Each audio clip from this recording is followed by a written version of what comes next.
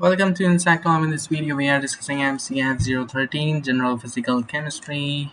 Before starting this, I want to share something. We are providing all assignments in the PDF and the handwritten form. If you are looking for these assignments, contact us anytime so that we will provide all the answers accordingly. If you are looking for PDF assignments, PDF solid assignments, so we will forward you to on your WhatsApp.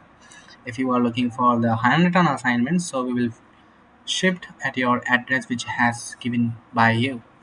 So right now we are discussing the question paper.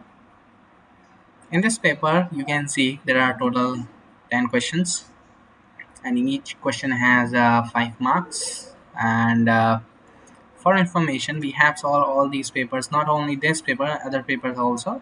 So if you are looking for these assignments or solutions, so contact us on any time so that we will provide all the answers accordingly. Thank you so much for watching.